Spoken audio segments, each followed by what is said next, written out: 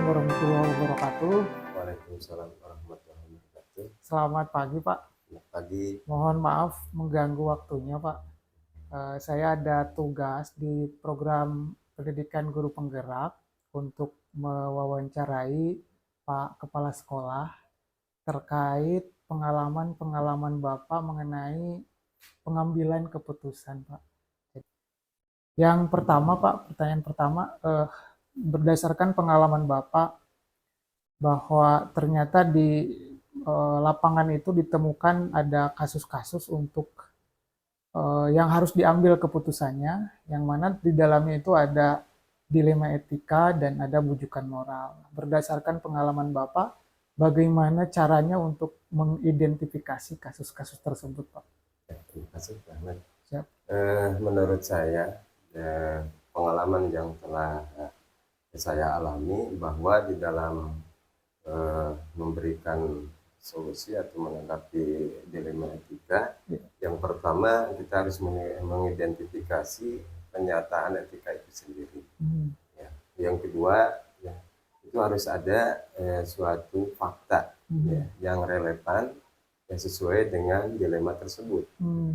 Yang ketiga itu harus berpihak, ya, ada keterkaitan antara pernyataan etika dilema tersebut.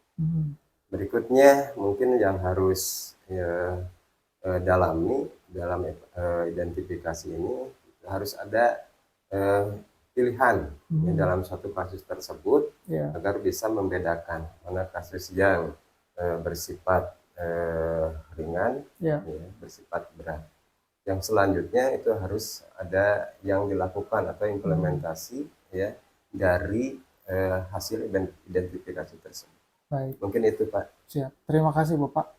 Pertanyaan berikutnya, Pak.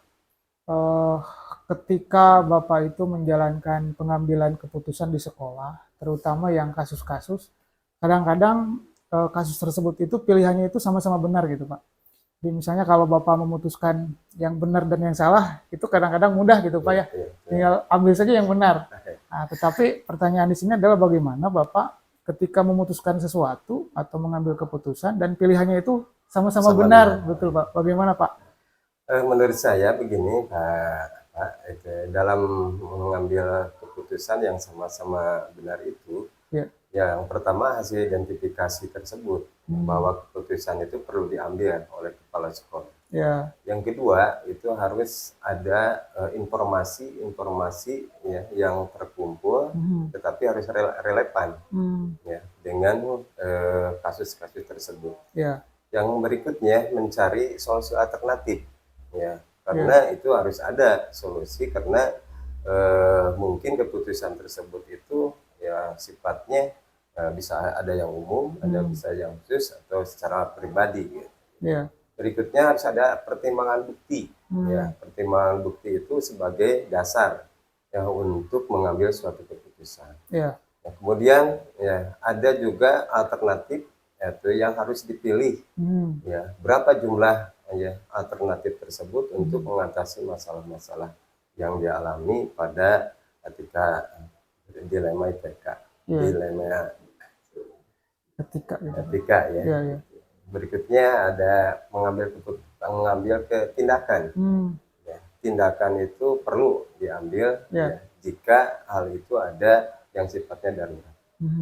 Setelah itu mungkin ada tinjauan keputusan yang telah disepakati, baik buruknya atau dampak positif dan negatif atau juga manfaatnya besar atau kecil.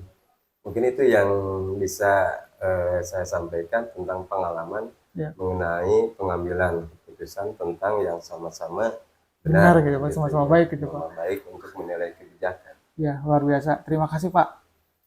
Yang berikutnya Pak, sekarang lebih spesifik kepada langkah-langkah nih Pak. Jadi tadi Bapak sudah bercerita panjang lebar terkait bagaimana mengidentifikasi masalahnya, yang kemudian dihadapkan pada dua keputusan yang sama-sama benar. Sekarang mungkin lebih spesifik bagaimana nih caranya Pak, berdasarkan pengalaman yang Bapak alami selama ini menjadi kepala sekolah, ketika mau memutuskan sesuatu yang mengandung dilema etika, langkah-langkah atau prosedurnya seperti apa gitu Pak?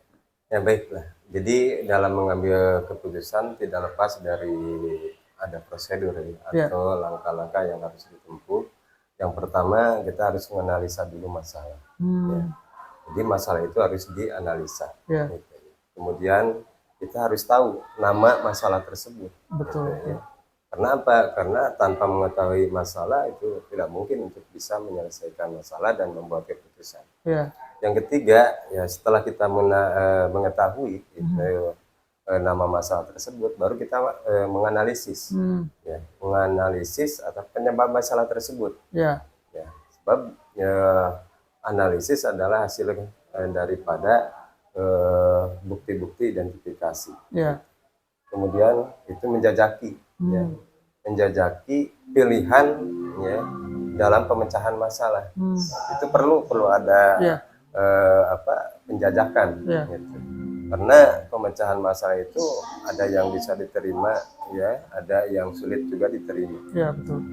Yang terakhir, kemudian mengambil keputusan untuk menyelesaikan masalah dan menciptakan, ya, dan mengikuti, ya, masalah yang telah ditentukan tersebut itu dengan harus ditindaklanjuti, ya, ditindaklanjuti, ya, agar bisa diimplementasikan.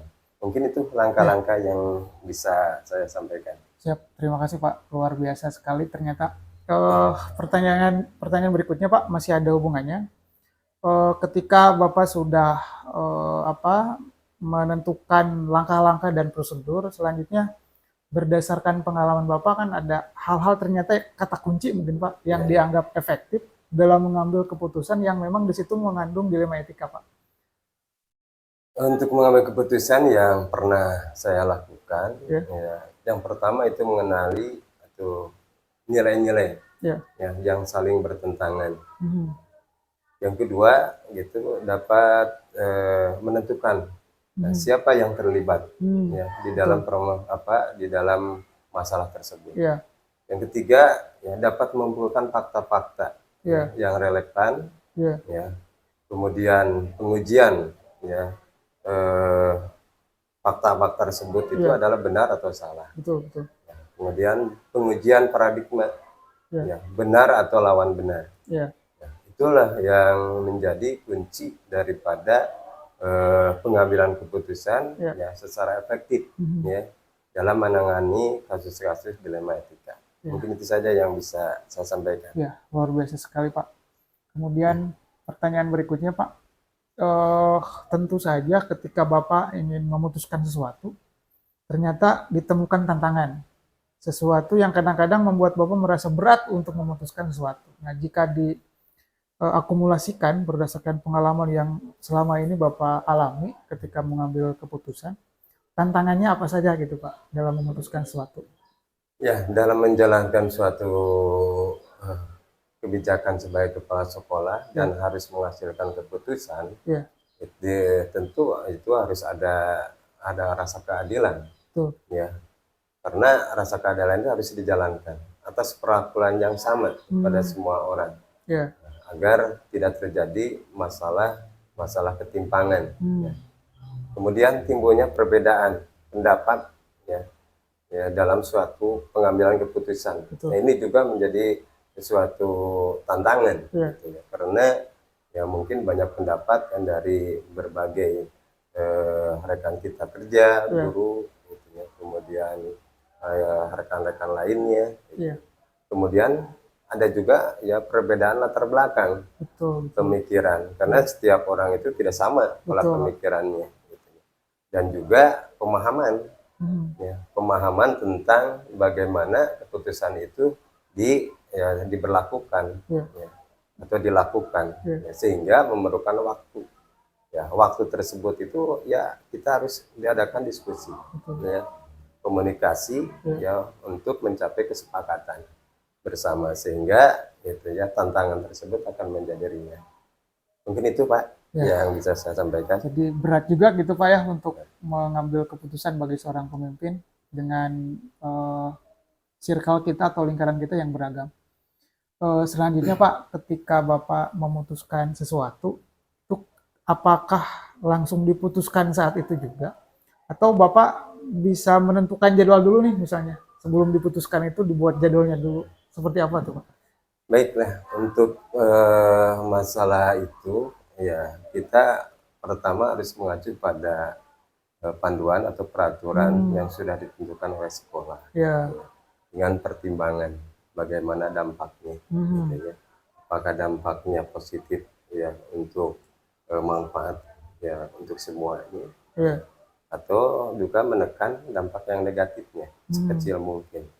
Ya, sehingga berdasarkan peraturan ini tidak bisa yang kita dilanggar, Ya. gitu ya, karena ini hasil ya, pertimbangan dan keputusan kita bersama. Ya. Kemudian yang kedua, ya, itu perlu adanya pemikiran yang jernih serta argumentasi yang kuat, ya, langsung bisa menyelesaikan di tempat, ya, jika hal itu darurat. Ya. Kemudian ya kita harus mencatat kejadian-kejadian tersebut, ya, ya. Kemudian harus dengan resmi, ya, ya kita harus ada kesepakatan bersama untuk menangani hal tersebut, bisa ditandatangani oleh yang bersangkutan ya sebagai dasar penguatan dalam menyelesaikan suatu kasus ya, dengan permasalahan-permasalahan yang berbeda-beda ya di suatu tempatnya. Ya, mungkin yang bisa saya sampaikan ada yang terjadwal, ada juga yang harus dikomunikasikan atau dimusyawarahkan bersama. Ya, baru kita sebagai kepala sekolah untuk mengambil suatu keputusan. Mungkin itu, Pak. Siap. Jadi tergantung masalahnya juga gitu, Pak. Masalahnya ya, betul. Ada yang bisa langsung, ada yang harus dijadwalkan terlebih dahulu. Baik, Pak. Terima kasih. Pertanyaan berikutnya, Pak. Ketika Bapak memutuskan masalah, tadi kan ada tantangan nih Pak. Ya. Nah, sekarang kita masuk ke, menurut Bapak selama pengalaman memutuskan sesuatu sebagai kepala sekolah, adakah seseorang atau faktor-faktor yang membuat Bapak terasa terbantu gitu Pak, yang mempermudah Bapak dalam memutuskan sesuatu? Ya, jadi sebagai kepala sekolah itu tidak bisa memutuskan ya sepihak, tapi keputusan ini harus dibantu ya dengan rekan kita kerja gitu ya, baik dewan guru, kemudian ada juga tim pengembang ya daripada karakter ya anak atau siswa, kemudian juga ada orang tua wali murid gitu ya, atau wali siswa. Itu sangat penting sekali ya dalam membantu ya untuk pengambilan keputusan dari kasus-kasus tersebut.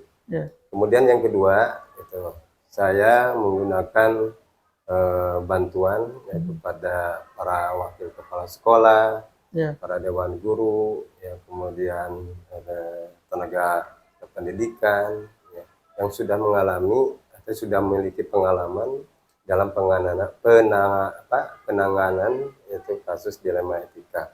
Karena mungkin dari setiap orang itu ya, dari rekan guru ada yang sudah memiliki pengalaman. Betul. Biasanya itu oleh guru BK yang sering menangani tentang kasus-kasus.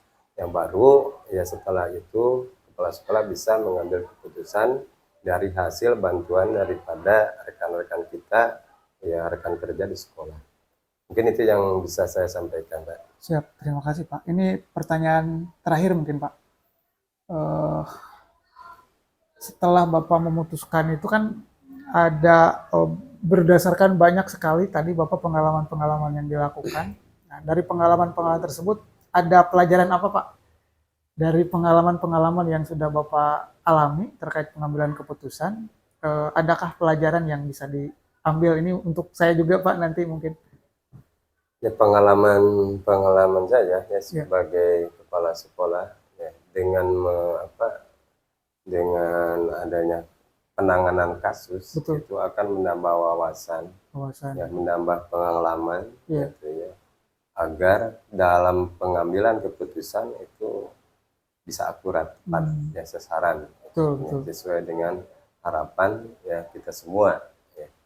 Kemudian gitu ya, selain daripada pengalaman juga sebagai acuan ya terhadap ya panduan-panduan yang harus kepala sekolah lakukan, itu agar ya hasil keputusan yang disepakati bersama itu bisa diterima dan diimplementasikan secara ya langsung, ya, ya tanpa ya adanya diskriminasi, ya tanpa adanya hambatan-hambatan, ya, ya, sehingga peraturan tersebut itu bisa menjadi modal, ya. Nah, itu pengalaman saya sebagai kepala sekolah dalam mengelola ya kasus-kasus di sekolah.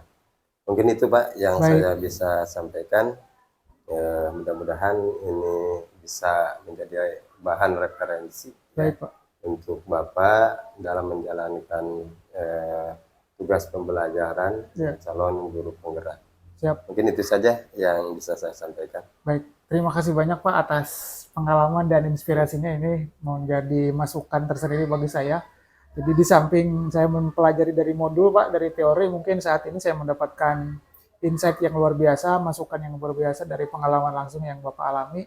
Mudah-mudahan ini menjadi pengalaman belajar yang bermakna bagi saya, sehingga mampu mendalami materi tentang pengambilan keputusan ini dengan lebih baik. Sekali lagi saya sampaikan terima kasih Pak atas waktunya. Mohon maaf sudah mengganggu kesibukan Bapak. Nggak apa-apa Pak. Ya. Baik, terima kasih Pak. Assalamualaikum warahmatullahi Waalaikumsalam. wabarakatuh. Waalaikumsalam warahmatullahi wabarakatuh. Mohon maaf Pak Kepala Sekolah mengganggu waktunya. Nggak apa. Senior yang sekarang sudah menjadi kepala sekolah, betul Pak ya? Iya, alhamdulillah. Jadi begini Pak Kepala, sebelumnya mungkin saya mohon izin meminta waktunya sebentar. Siap. Saya sedang mempelajari modul 3.1 dalam pendidikan guru penggerak terkait pengambilan keputusan. Di sini ada tugas saya untuk menggali informasi, menggali inspirasi berbasis pengalaman yang sudah dialami oleh kepala sekolah tentang pengambilan keputusan. Nah, kebetulan di tugas ini ada minimal wawancara 2 kepala sekolah. Satu kepala sekolah itu kepala sekolah saya sendiri, dan satunya lagi saya berharap menggali informasi dari kepala sekolah yang memang diangkat berlatar belakang guru penggerak. Dan kebetulan Pak Kepala tepat sekali dalam konteks ini. Bagaimana Pak? Bersedia Pak? Sebuah kehormatan mungkin ya Pak Ahmad ya bagi saya sudah dijadikan pilihan oleh Bapak untuk diajak berdiskusi mungkin ya, menggali informasi ya, sebagai bagian dari bentuk wujud saya juga dalam ikut mensukseskan program yang sedang bergulir. Saya sangat siap. Alhamdulillah. Sebelumnya saya sampaikan terima kasih Pak. Ya. Mungkin untuk mengefektifkan waktu, kita langsung saja ke percakapan mungkin Pak. Siap. Yang pertama kan begini Pak, selama ini mungkin Bapak dapat mengidentifikasi kasus-kasus yang dihadapi oleh Bapak di sekolah, bahwa mungkin ada yang berhubungan dengan dilema etika, ada juga yang berhubungan dengan rujukan moral. Nah, selama ini bagaimana cara Bapak mengidentifikasi bahwa kasus ini nih masuk ke dilema etika, yang ini rujukan moral, seperti apa Pak? Siap. Terima kasih Pak Ahmad ya. Hal yang saya lakukan tentu dengan melihat dua kepentingan itu. Dua kepentingan yang ya, karena saya kepala sekolah berarti dua kepentingan yang diambil oleh guru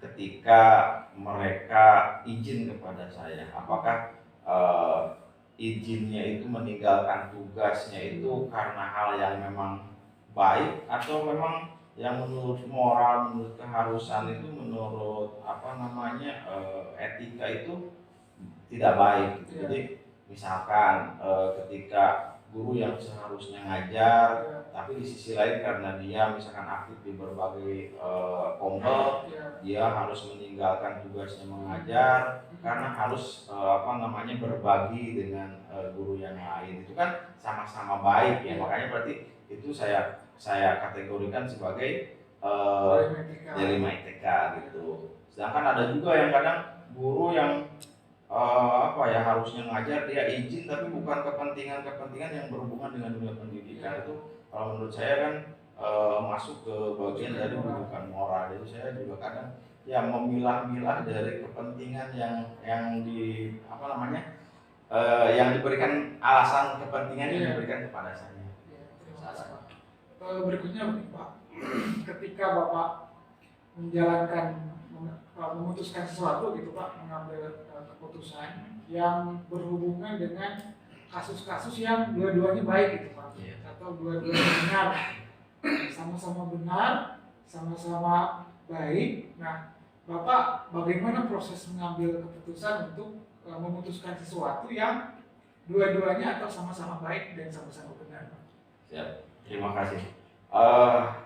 Yang menurut pengalaman yang saya lakukan di sekolah, biasanya saya memilih guru untuk menyuruh guru untuk memilih yang resiko buruknya itu terkecil, dan ya ada ada solusi untuk tetap kepentingan baik yang satunya yang ditinggalkan itu terpenuhi. Sebagai sebuah contoh tadi ya, ketika guru harusnya mengajar, dia malah aktif sibuk di kombel, saya sarankan kepada guru itu karena yang kewajiban dia itu kan kepentingan yang paling pokoknya itu kan menurut etika jelas harus mengajar kan, itu kepentingan yang utama. Tapi kalaupun memang tidak bisa diwakilkan harus aktif di kombel, ya berarti kita berdiskusi Pak, bagaimana agar kepentingan atau kewajiban dia juga dalam mengajar anak-anak untuk mendapatkan pengajaran juga terpenuhi, misalkan dengan mencari guru lain untuk masuk lah ya, untuk menggantikan pelajarannya dulu, jadi dilokir pelajarannya. Kalau misalnya kita berbicara langkah nih Pak, ketika Bapak memutuskan sesuatu seperti itu, kalau boleh berbagi langkah-langkahnya seperti apa Pak? Dari apa dulu, apa seperti itu? Ya. Yang pertama saya cari dulu alasannya. Langkah yang pertama kita panggil dulu gurunya. Jadi kan biasanya kalau izin itu guru-guru hanya lewat WA kan, lewat media gitu. Saya panggil, saya diskusi. Alasannya apa? Kenapa tidakkah bisa di luar jam pelajaran misalnya. Setelah itu saya dengarkan, kita cari solusi bersama gitu. Cari solusi bersama, kemudian ketika solusi itu bisa dijalankan, misalkan Pak, karena kegiatan ini tidak bisa ditinggalkan dan saya sebagai penanggung jawabnya, dan saya misalnya sudah berdiskusi dengan si Pak apa gitu, masuk di kelas saya, kan bisa seperti itu kan. Nah kalau misalkan itu logis dan bisa diterapkan, saya terima. Tapi ketika itu tidak bisa diterapkan, tidak bisa dilaksanakan, saya juga meminta kepada guru tersebut untuk tetap mendahulukan kepentingan memenuhi kebutuhan siswa. Luar biasa Pak. Berdasarkan pengalaman Bapak yang dianggap paling efektif Pak dalam mengambil keputusan, itu apa saja Pak? Ketika mengambil keputusan yang sulit seperti tadi, dua-duanya benar atau dua-duanya baik, yang dianggap efektif menurut Bapak itu apa saja dalam mengambil keputusan? Yang paling efektif menurut saya adalah adanya komunikasi dulu. Komunikasi dan diskusi. Itu jangan sampai diabaikan. Jadi ketika ada guru izin kepada kita dengan sebuah alasan ya, terlepas itu baik ataupun buruk, apalagi yang apalagi kalau yang baik kan, ya kita panggil, kita diskusi seperti inilah. Ya tanya seperti tadi saya katakan, tanya kenapa gitu, apakah bisa nggak itu ditunda di lain waktu atau bagaimana. Insya Allah dengan seperti itu saya kira kemungkinan buruk yang bisa terjadi itu bisa diminimalisir. Ya komunikasi dan diskusi. Berikutnya Pak, tadi kan sudah bicara yang efektif nih. Sekarang tantangannya Pak, menurut Bapak berdasarkan pengalaman tersebut, tantangan apa saja yang Bapak rasakan ketika memutuskan sesuatu yang ada dilematikanya atau yang sama-sama benar tersebut? Yang saya rasakan, ya, betul, mungkin nanti juga Pak Ahmad akan rasakan ketika Pak Ahmad sudah menjadi atau mendapatkan tugas tambahan sebagai kepala sekolah. Kita sadari bahwa jenjang usia, senioritas, kemudian pengalaman itu akan sangat berpengaruh dalam pengambilan kebijakan tersebut ya Pak ya. Sebagai sebuah contoh, ketika ada guru senior meminta izin kepada saya, kemudian saya mencoba mengajak diskusi, pasti akan ada ego yang muncul. Itu sebuah tantangan yang luar biasa menurut saya, meyakinkan guru-guru senior untuk mengambil sebuah keputusan yang terbaik. Mengajak diskusi itu sangat luar biasa susah. Bahkan ada juga guru yang kadang ketika dia izin melalui WA, misalnya dia melalui media telepon, kemudian kita ajak untuk berdiskusi, itu susah, tidak bisa datang. Tapi ya mungkin di situ tantangan dengan berbagai upaya, walaupun tidak bisa berhadapan seperti ini, mungkin bisa diskusi lewat teleponnya itu. Jadi senioritas itu jadi salah satu Senioritas, ya betul. Terima kasih untuk jawaban yang luar biasa. Berikutnya Pak, ketika Bapak memutuskan sesuatu, ada sesuatu yang harus diputuskan. Apakah biasanya Bapak itu langsung diputuskan di situ? Atau Bapak membuat jadwal tertentu misalnya? Oh ini tidak bisa diputuskan sekarang misalnya, nanti saya buat jadwalnya atau bagaimana? Siap. Kalau untuk mengambil keputusan itu tergantung situasinya Pak, tergantung situasi dan kondisinya juga. Ketika guru itu misalkan izinnya untuk beberapa waktu ke depan, misalkan Pak maaf saya akan izin karena misalkan ada kepentingan keluarga atau tadi yang misalkan akan mengikuti kegiatan KKG atau apalah ya di kompol-kompol itu, mungkin kan ada jeda, makanya kita bisa mengatur waktu. Tapi ketika izinnya langsung, apalagi ketika hadir dua-duanya di ruangan gitu, dia langsung izin, Pak maaf saya sekarang mau kemana, ya langsung saat itu juga, itu bisa langsung berarti kan harus saat itu juga diselesaikan, diputuskan. Jadi tergantung situasi dan kondisi Pak. Berikutnya Pak, berdasarkan pengalaman yang Bapak rasakan, adakah orang atau faktor gitu yang membuat menurut Bapak itu membantu dalam mengambil keputusan? Ada nggak itu? Pihak lain gitu ya, Pihak lain yang membantu kita atau dalam faktor apa gitu yang membantu Bapak untuk memutuskan sesuatu. Misalnya ketika memutuskan anak lulus atau tidak lulus misalnya, atau keputusan apa gitu yang selama ini Bapak diambil. Adakah faktor atau orang yang membuat menurut Bapak itu mempermudah dalam mengambil keputusan? Yang saya rasakan selama ini ada Pak. Ada, baik itu faktor ataupun orang, itu jelas ada. Kalau orang pasti guru-guru senior yang dianggap rekam jejaknya, kinerjanya baik, itu selalu saya minta pendapatnya ya, dalam mengambil keputusan apapun, termasuk tadi dalam memberikan keputusan terhadap guru ketika terjadi dilema etika itu, saya meminta saran dan pendapat. Kemudian faktor-faktor seperti kadang guru juga menganggap kita lulusan guru penggerak itu memiliki sebuah kemampuan yang lebih daripada mereka. Sehingga ketika kita akan mengambil sebuah keputusan itu sangat membantu guru-guru mempersilahkan kita seleluasa-leluasanya untuk mengambil keputusan, walaupun ya terkadang saya juga tidak menggunakan hal itu untuk mengambil keputusan sendiri. Saya tetap berdiskusi, tetap mengajak rekan-rekan untuk memutuskan bersama. Terakhir nih Pak, Siap.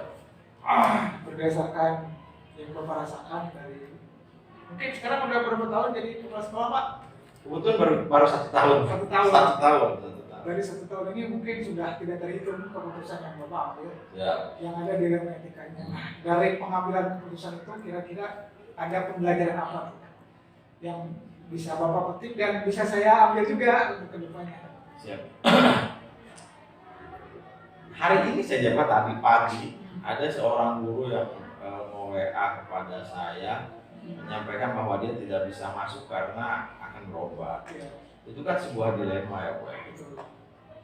Karena ya tadi dia itu kan dibutuhkan oleh guru untuk membersamai belajar di kelas, tapi di lain sisi dia juga memiliki hak untuk memperhatikan dirinya agar sehat, dan saya harus memperhatikan kedua masalah itu gitu, agar keputusan yang diambil itu menjadi bijak. Saya teringat apa yang disampaikan oleh Pak Kadis ketika melakukan rapat koordinasi dengan kepala sekolah. Salah satu pembeda antara pemimpin dan manajer itu adalah di sini.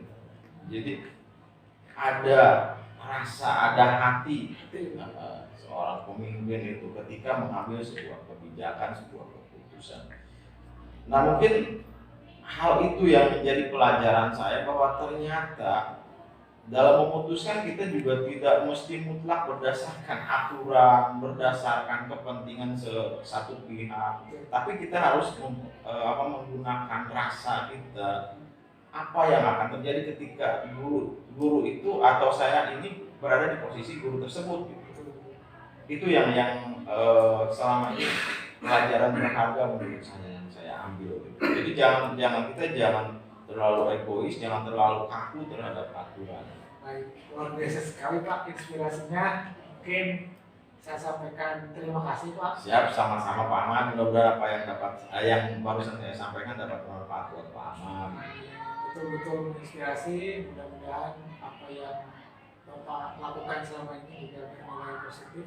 Amin ya. Berdampak luar biasa untuk pendidikan di Indonesia, khususnya di Kabupaten Pangandaran. Siap. Sekali lagi saya sampaikan terima kasih. Sama-sama Pak Ahmad. Sukses buat Pak Ahmad ya. Amin. Sampai acara program guru penggeraknya selesai. Amin. Terima kasih Pak. Assalamualaikum warahmatullahi wabarakatuh. Waalaikumsalam warahmatullahi wabarakatuh. Assalamualaikum warahmatullahi wabarakatuh. Waalaikumsalam. Selamat siang Pak. Selamat siang. Mohon maaf mengganggu waktunya Pak. Ya, tapi faktor luar sekolah pun itu harus dipertimbangkan, harus dipertimbangkan. Kemudian dalam mengambil keputusannya tentu tidak sendirian, gitu kan. Tapi mengajak kepada rekan-rekan, terutama rekan-rekan guru. Kita kan sebagai kepala sekolah itu punya pembagi tertentu, misalnya waktu sekolah, PKS dan lain sebagainya. Nah ini dalam mengambil keputusan tersebut, terutama yang menyangkut kepada dilema tadi, itu mereka harus dilibatkan. Saya kira seperti itu. Luar biasa. Berikutnya Pak, sekarang lebih spesifik ke langkah-langkah Pak. Langkah-langkah atau prosedur. Jadi ketika Bapak memutuskan sesuatu yang sama-sama benar tadi, langkah-langkahnya bagaimana? Oh, ya. Seperti tadi saya utarakan di sedikit ya tadi, yaitu yang pertama tadi hasil identifikasi, kemudian hasil perbandingan dan lain sebagainya, kemudian dilibatkan tadi yaitu dewan guru, kemudian kita kan punya pembantu kepala sekolah, Dilibatkan juga ya? kepala sekolah itu dilibatkan, karena memang kalau kita putuskan sendiri, nah itu efeknya tadi kan dilema yang pada dilema, yaitu efeknya begitu luas. Nanti kadang-kadang gitu kalau kita tidak tepat gitu dalam mengambil keputusan, tetapi kalau ada pertimbangan dari berbagai rekan kita, jadi artinya dalam hal ini keputusan itu yang demokratis gitu. Ya, terima kasih. Sekarang Pak ke ininya, ketika mengambil keputusan itu yang dianggap paling efektif untuk mengambil keputusan itu apa Pak? Dianggap yang paling efektif yang digunakan untuk mengambil keputusan. Ya, itu terutama di dalam rapat ya. Nah, misalnya itu disampaikan. Nah itu para pendapatnya bagaimana dari rekan-rekan.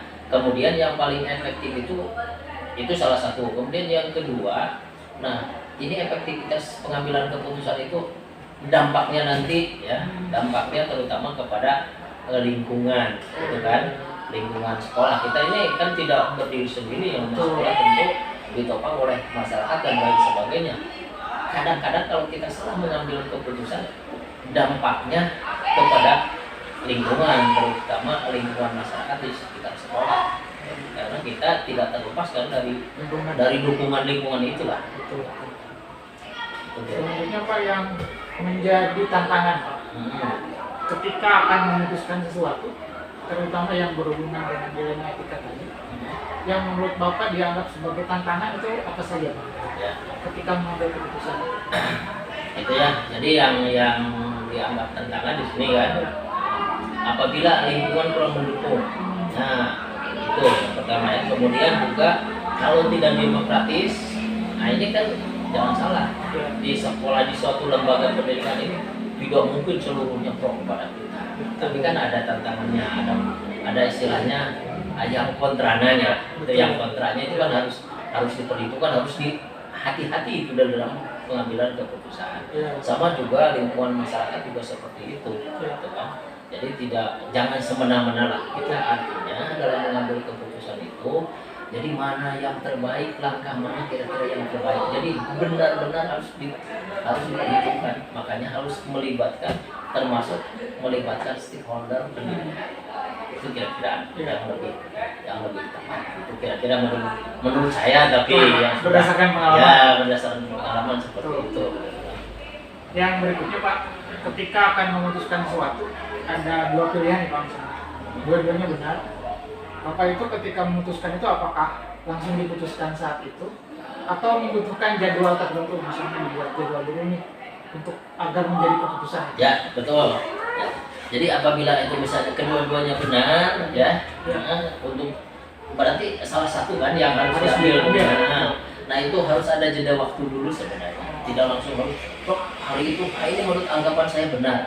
Nah, tapi ditunda beberapa, ada langkah-langkah tertentu, misalnya ditunda, dipikirkan dulu, diidentifikasi dulu dan lain sebagainya. Nah, dievaluasi, betul, dievaluasi sehingga nanti menjadi karena dari kedua-duanya benar tadi kan. Nah, itu masalahnya dari kedua-duanya. Kalau misalnya dari salah satu benar, gampang gitu kan. Kalau ini kedua-duanya benar, jadi betul-betul harus diperhitungkan mana ini kira-kira yang lebih tepat diambil keputusannya, itu kira-kira ya. Jadi tidak sekaligus langsung kita sebab waktu itu, sebab ya itulah kedua-duanya benar. Jadi tinggal kita mana yang paling tepatnya ya, untuk diambil gitu. Ya.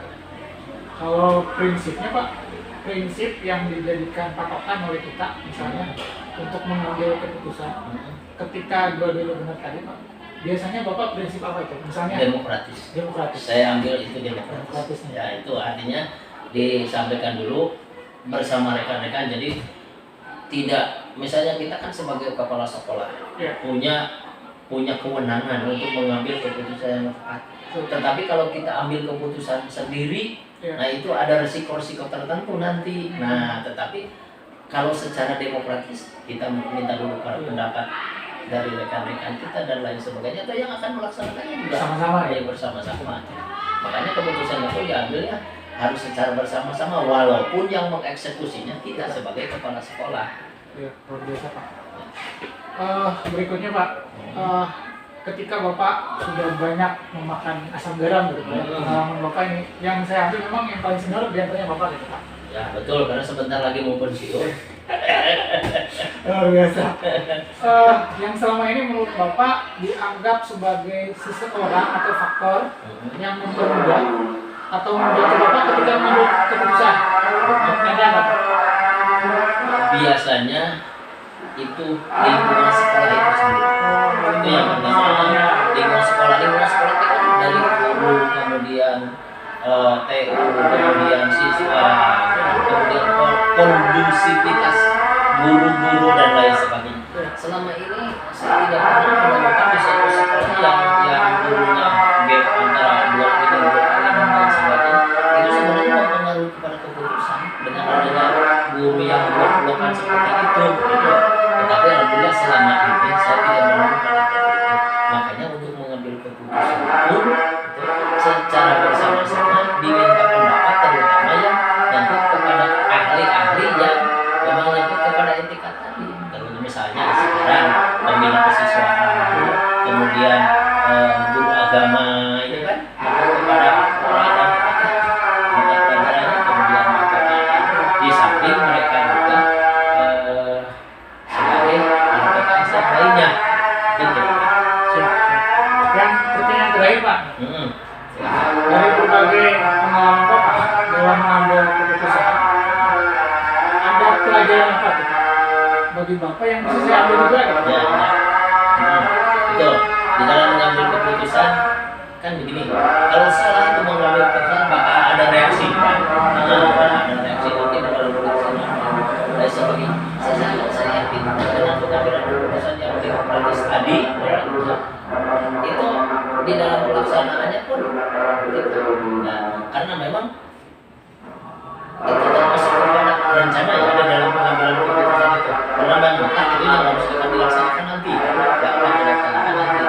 Jadi kalau memang tepat pengambilan keputusan, saya kira di dalam pelaksanaannya itu tidak akan rumit. Itu pengalaman saya sebagai kepala sekolah. Yang namanya tantangan tetap ada lah. Tetapi kalau misalnya tepat dalam mengambil keputusan, tantangan itu bisa diminimalisir seminimal-minimal mungkin. Baik, mungkin sudah tuntas wawancara kita Pak. Ya. Banyak sekali yang saya dapatkan ketika kemarin misalnya bergelut di teori saja, Ya. sekarang sudah disinkronkan dengan pengalaman, sehingga menambah insight baru, menambah wawasan yang lebih mendalam. Saya sampaikan terima kasih yang sebesar-besarnya atas pengalaman yang sudah Bapak sampaikan. Ya, terima kasih. Mudah-mudahan sehat selalu Pak. Ya, amin. Mungkin sukses dan menikmati pensiun dengan Ya. nyaman Pak. 5 bulan lagi. Baik, terima kasih Pak. Assalamualaikum warahmatullahi wabarakatuh. Waalaikumsalam.